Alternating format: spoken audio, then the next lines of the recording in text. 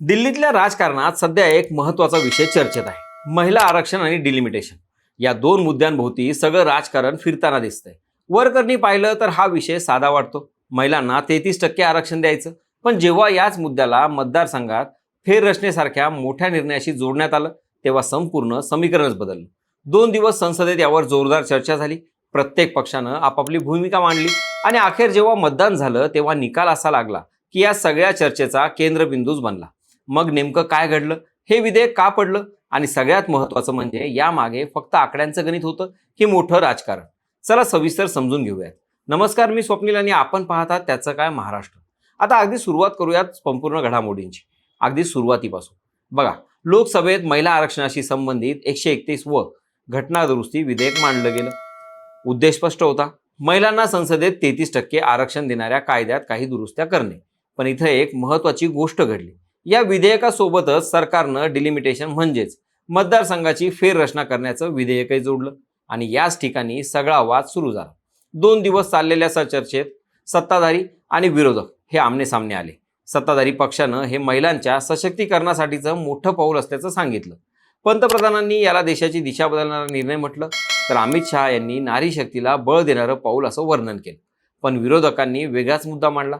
यांचं म्हणणं स्पष्ट होतं की महिला आरक्षणाला आमचा विरोध नाही, पण ते डिलिमिटेशनशी जोडणं आम्हाला मान्य नाही. कारण डिलिमिटेशन हा फक्त तांत्रिक विषय नाही, तर तो थेट राजकीय शक्तीवर परिणाम करणारा मुद्दा आहे.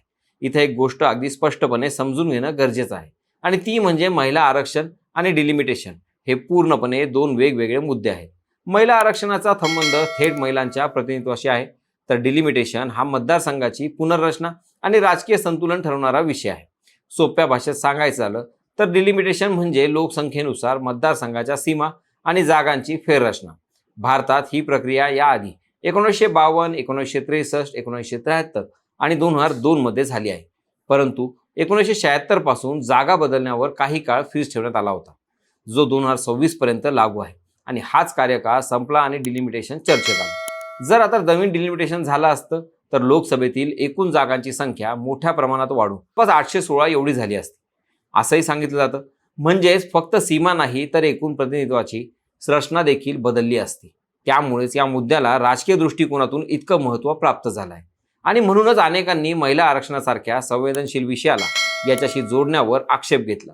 आता मोदी सरकारनं हा मुद्दा काढला असला तरी एक महत्त्वाचा विषय म्हणजे 2023 मध्ये महिला आरक्षणाचं विधेयक मंजूर झाल्यानंतर त्यावेळी जोपर्यंतची संपूर्ण पुढची जनगणना होणार नाही तोपर्यंत महिला आरक्षण लागू होणार नाही असा उल्लेख होता. आता जनगणना 2028 पर्यंत संपेल. परिणामी महिला आरक्षण 2029च्या निवडणुकीत लागू होणं कठीण आहे आणि तसंच सध्याच्या 543 जागांमध्ये नव्या जनगणनेनुसार ते लागू झालं तर दक्षिण भारतात आणि महाराष्ट्रात जागा कमी होऊ शकतात. हा एक मुद्दा आहेच. आता मतदाराकडे वळूया. सभागृहात एकूण 528 खासदार उपस्थित होते. त्यापैकी 298 खासदारांनी विधेयकाच्या बाजूने मतदान केलं तर 230 जणांनी विरोधात. सध्या भाषेत सांगायचं झालं तर बहुमत या विधेयकाच्या बाजूनं होतं. पण घटना दुरुस्ती असल्यामुळं 2/3 बहुमत आवश्यक होतं, म्हणजेच 352 मतं, आणि इथेच हे विधेयक अडकलं आणि नामंजूर झालं. आता इथून पुढं खरी राजकीय चर्चा सुरू होते. सरकारनं हे विधेयक का आणलं आणि तेही अशा स्वरूपात? राजकीय विश्लेषक सांगतात की महिला आरक्षण हा भावनिक आणि लोकप्रिय मुद्दा आहे. कोणताही पक्ष उघडपणे त्याला विरोध करू शकत नाही.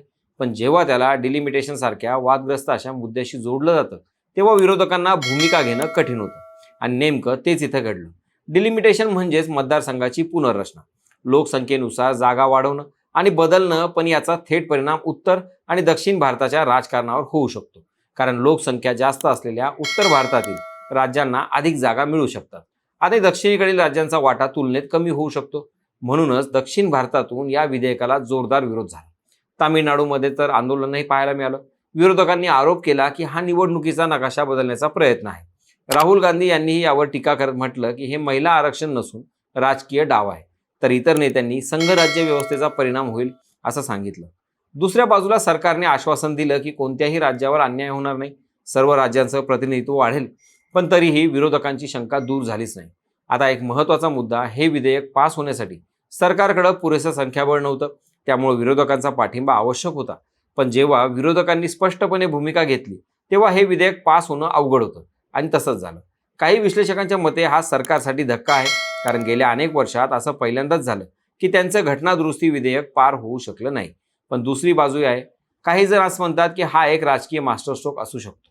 कारण आता सरकार निवडणुकीत जाऊन सांगू शकतं की आम्ही महिलांसाठी आरक्षण आणलं, पण विरोधकांनी ते रोखलं.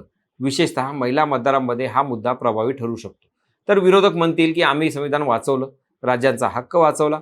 म्हणजे दोन्ही बाजूंनी हा मुद्दा आपल्या आपल्या पद्धतीने मांडला जाणार आहे. आणखी एक ट्विस्ट म्हणजे एनडीएचे काही खासदार मतदानावेळी गैरहजर होते. त्यामुळेच प्रश्न निर्माण होतो की सगळं काही सुरळीत होतं का, की आतून काही मतभेद होते. दरम्यान सरकारनं 2023च्या महिला आरक्षण कायद्याची जी अधिसूचना जारी केली आहे, म्हणजे हा मुद्दा अजून संपलेला नाही, तर पुढे आणखी चर्चेत येणार आहे. आता सगळ्यात मोठा प्रश्न हा आहे की हा खरंच पराभव आहे का, की पुढच्या निवडणुकांसाठी आखलेली एक रणनीती. कारण राजकारणात प्रत्येक निर्णयाचा एक तात्काळ परिणाम असतो आणि एक दूरगामी परिणामही असतो.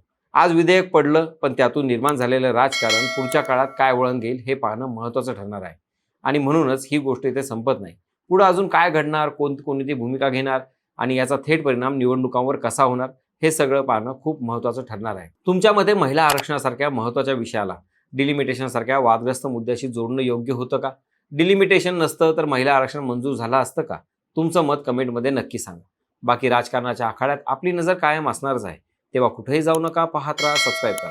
त्याचं काय महाराष्ट्र.